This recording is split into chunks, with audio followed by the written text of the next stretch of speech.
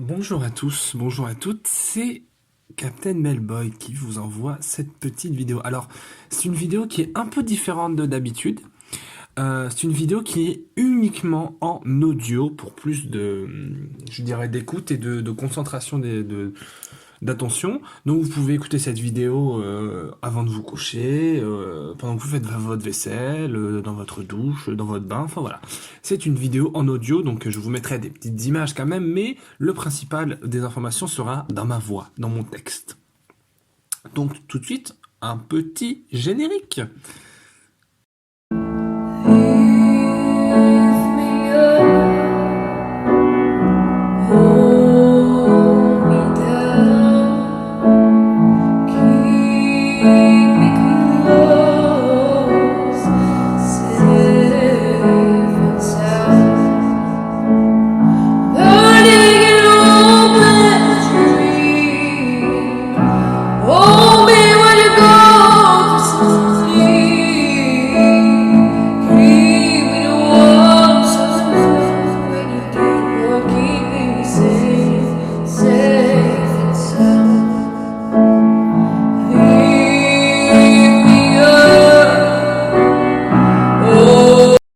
Il s'est passé quelque chose d'assez intéressant durant cette fin d'année 2022, c'est-à-dire que j'ai eu l'occasion, parce que le destin a bien fait les choses, de pouvoir rejouer, enfin de pouvoir jouer tout simplement à Batman Arkham Asylum et Arkham City sur Xbox 360.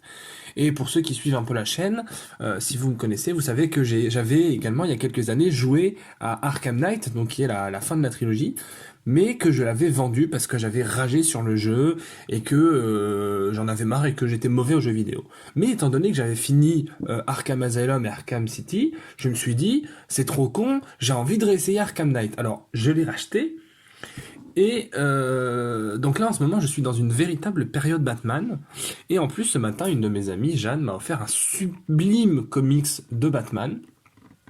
Et donc, du coup, je me suis mis à réfléchir à une vidéo qui expliquerait, mais finalement, Bat- c'est quoi Batman? C'est quoi le Joker? C'est quoi Gotham City? C'est quoi tout ça? Donc aujourd'hui, on va vous parler tout simplement de Batman, mais également, plus principalement, de sa relation avec le Joker. Alors Batman, pour ceux qui ne connaissent pas, pour les néophytes de l'univers des comics, Batman est donc un héros créé en 1939 par Bob Kane et Bill Finger. C'est donc Bruce Wayne qui, un fils de parents philanthropes, un fils de milliardaire qui, après que ses parents aient été assassinés dans la rue du Crime Alley à Gotham City, ne surmontera finalement jamais vraiment le traumatisme de la mort de ses parents et que tout simplement il s'entraîne pendant des années à la criminologie, la chimie, la physique, la mécanique, les arts du théâtre, les arts du pickpocket, enfin à tout un tas à apprendre tout un tas d'aptitudes diverses et variées dans le but de devenir le Batman, un symbole de la peur, un symbole de la justice et de la droiture qui fait peur aux criminels, même les plus endurcis, et il entreprend finalement de nettoyer cette ville corrompue de Gotham qui est, je trouve personnellement, une très belle représentation des sombres côtés de l'Amérique d'aujourd'hui, tandis que Metropolis, la ville de Superman, elle représente plutôt les bons côtés de l'Amérique, à savoir les innovations technologiques, la croyance tout court, les dieux, la croyance en Dieu, enfin ce genre de choses, alors que Gotham City représente vraiment et c'est ça qui est très intéressant, et ce sera mon premier point, c'est que Gotham City représente tout ce qu'il y a de négatif chez l'être humain. C'est-à-dire que déjà la ville est noire. Que ce soit dans les comics, que ce soit dans les jeux vidéo, que ce soit dans les dessins animés, ou que ce soit surtout dans les films, il y a très peu de fois où vous verrez comment dire, où vous verrez Gotham City en pleine journée avec de la lumière. C'est souvent une ville très sombre, une ville crasseuse où il est pourri la plus haïssable de tous les criminels. Euh, c'est une ville qui est capable de transformer le plus honnête des citoyens en la plus horrible des raclures, la plus horrible des monstres, finalement. Donc voilà. Gotham City est déjà une sorte de vivier du mal. Et Et ça, Batman en est conscient.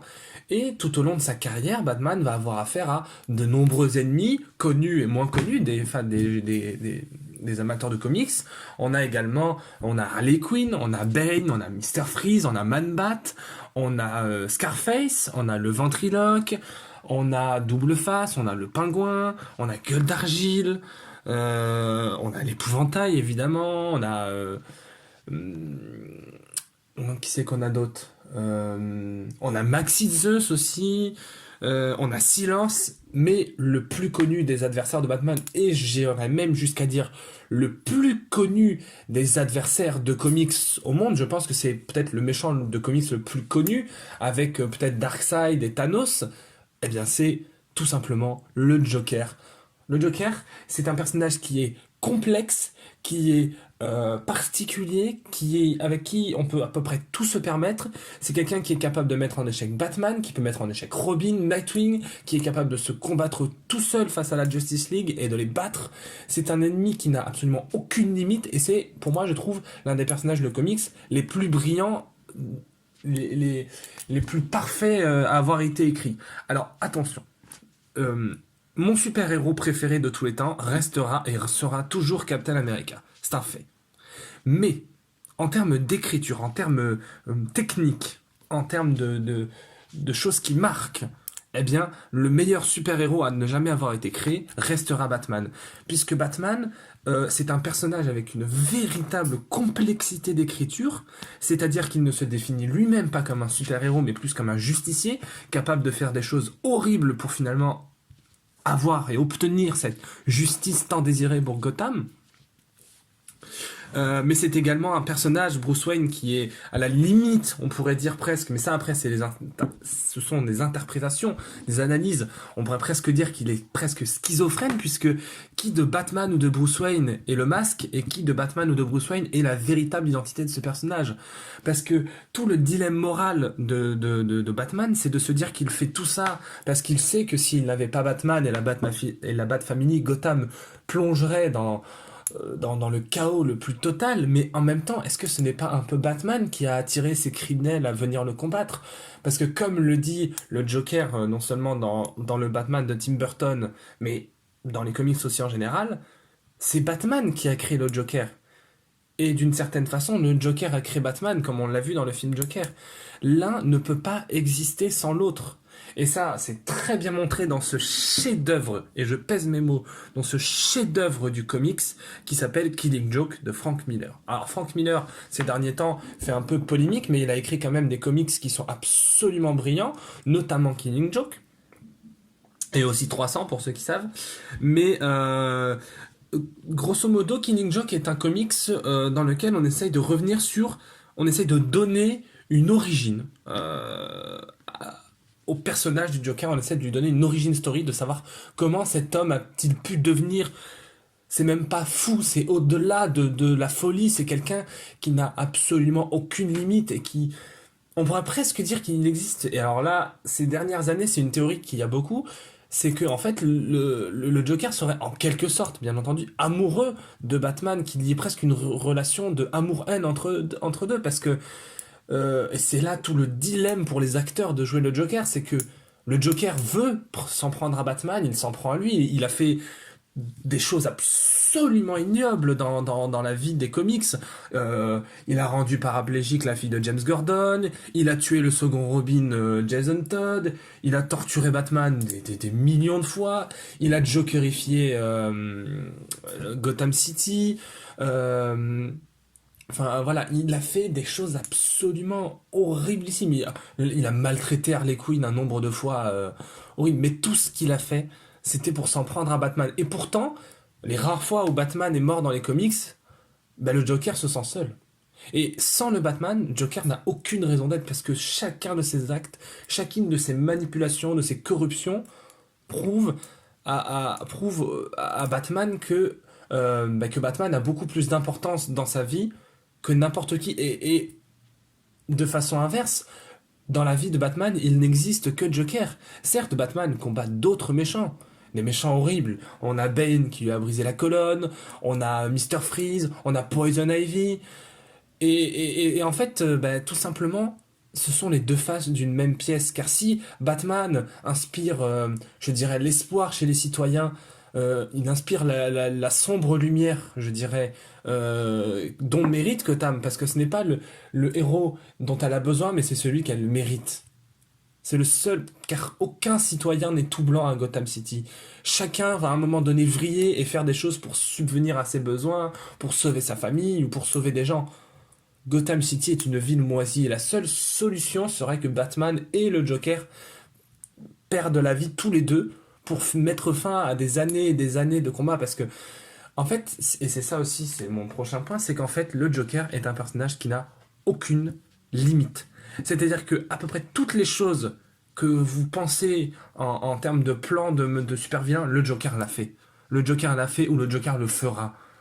Parce que, enfin, comment dire, le Joker est un véritable casse-tête pour les scénaristes parce que c'est un personnage qui n'a pas de borne, qui n'a pas de cadre, qui n'a pas d'identité secrète. C'est pas un personnage auquel on peut lui rapporter sa famille. Parce que par exemple, des personnages comme... Et moi, c'est quelque chose dont je ne suis pas très fan, je dois avouer, dans l'univers du comics, c'est de transformer des méchants en gentils ou en anti-héros. Parce que Harley Quinn, Poison Ivy sont devenus, avec le temps, plus ou moins des gentils dans l'univers des comics. Et d'ailleurs, Harley Quinn est complètement devenue une anti-héroïne. Poison Ivy également. Mr. Freeze, d'une certaine façon, dans les jeux Arkham Knight, est devenu gentil. Parce que finalement, Mr. Freeze, lui, tout ce qu'il voulait, c'était sauver sa femme. Alors que lui, c'était vraiment un méchant avec de bonnes intentions. J'ai envie de dire, entre guillemets. Euh, alors que par exemple, quelqu'un comme le pingouin qui veut juste asseoir sa suprématie sur Gotham City, c'est quelqu'un qui est prêt à tout et à faire les crasses les plus ignobles. Hein. Quelqu'un comme Bane, il a juste envie de se battre et d'être le meilleur combattant de tout Gotham, quitte à tuer des gens. Et le Joker, c'est pareil.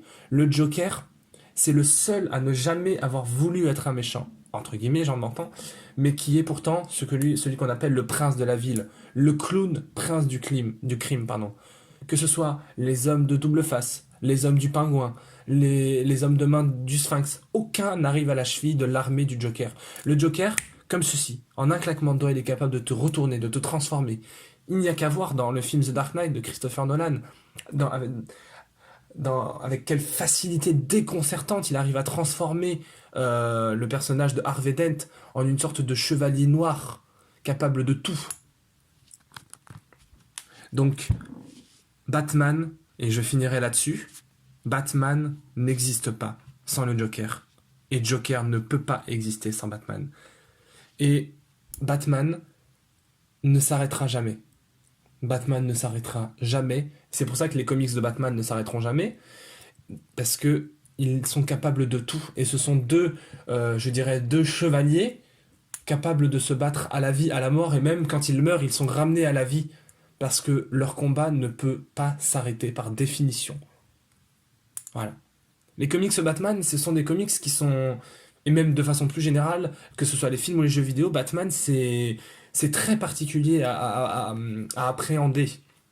C'est hyper particulier parce que on n'est pas capable, en fait, de... c'est des comics qui mettent mal, déjà. Sachez-le, quand vous lisez du Batman, vous êtes mal. Parce que c'est des comics tellement noirs qui explorent avec une telle chirurgie, avec une telle précision l'âme humaine, notamment par le biais de l'asile d'Arkham, qui est censé guérir les gens qui sont fous, alors qu'au final ils font que s'évader, mais bon, ça c'est encore un autre sujet. Et les comics Batman, il n'y a aucun comics Batman qui est mauvais. Aucun comics Batman n'est mauvais. Il y a des comics que vous pouvez trouver moches visuellement, parce que ce n'est pas votre style de dessin, mais c'est de l'art. Et l'art par... Ah oui, parce que une chose aussi, où j'aimerais en faire une autre vidéo, les comics sont de l'art. Et ça commence très sérieusement à m'agacer qu'on puisse dire des comics, donc des bandes dessinées de super-héros, ah là là, c'est des trucs pour les enfants. Vous avez déjà lu Killing Joke? Vous avez déjà lu Batman Allant Halloween? Vous avez déjà lu Civil War ou Punisher? Et vous osez dire que c'est pour les enfants? Non, non, non, clairement pas. Il existe, et bien entendu, il existe des dessins animés de super-héros ou des comics de super-héros adaptés aux enfants avec pas de sang, des choses un peu plus accessibles, un peu plus fun. Hein. Si vos enfants adorent les comics, faites lire du Gardien de la Galaxie, faites lire du Spider-Man, il y a des choses très accessibles. Mais d'entendre, et pardonnez-moi l'expression, d'entendre des boomers dire oui, les super-héros c'est pour les enfants, non, je suis pas d'accord. Hein, je suis absolument pas d'accord avec ça parce que, en fait, les super-héros aussi diverses et variés qu'ils existent, que ce soit chez Marvel, chez DC ou dans les comics indépendants, ils permettent de brasser une diversité d'histoires, une diversité d'univers, d'ennemis, de costumes, de combats, de scénarios différents. Regardez, si vous en avez marre du côté détective, et un peu lent et un peu film noir de The Batman, ben, vous pouvez aller lire du Flash et avoir des trucs beaucoup plus fun, beaucoup plus sympathiques. Si vous en avez marre de Flash parce que c'est trop flashy pour vous, eh ben vous allez chez Punisher qui va démonter des criminels à la mitrailleuse. Si vous en avez marre, vous allez chez Daredevil, un aveugle qui est un justicier au même titre que Batman. Et si vous aimez l'univers de Batman mais que vous n'aimez pas Batman, regardez Nightwing. C'est tout comme Batman sans le côté dépressif. Donc voilà. Et alors, ne me lancez même pas sur Captain America qui est la représentation même du positivisme. Bon, je sais pas si ça se dit, mais vous avez compris ce que je veux dire. Les comics ne sont pas pour les enfants, ne sont pas un truc de bébé. Et ça m'énerve quand c'est surtout des gens de ma famille, principalement, qui puissent dire ça. Les comics et les super-héros, ce n'est pas pour les enfants. Oui, il y a des choses dans les super-héros qui sont enfantines, mais et les super-héros brassent tellement de thématiques raciales, de thématiques du genre, de thématiques politiques, surtout Batman. Batman, c'est très très très politique, Batman. Hein. Ça, y a qu'à voir les films de Nolan. Donc, pour finir là-dessus, je vous dirais que Batman est le meilleur super-héros qui ait jamais été créé. Ce n'est pas mon préféré. Ce n'est pas mon préféré parce que, comme je vous le dis, Batman, c'est quelque chose qui est un peu repoussant au premier abord quand on ne s'y connaît pas. C'est quelque chose qui est, qui est très dur d'approche, qui est très sombre, qui est un peu envie de te tirer une balle après avoir lu un comics Batman. Mais pourtant, c'est ce il existe de mieux dans l'univers des comics. Voilà. Allez. Bise, c'était votre Captain Bellboy. On se retrouve bientôt pour de nouvelles critiques cinéma.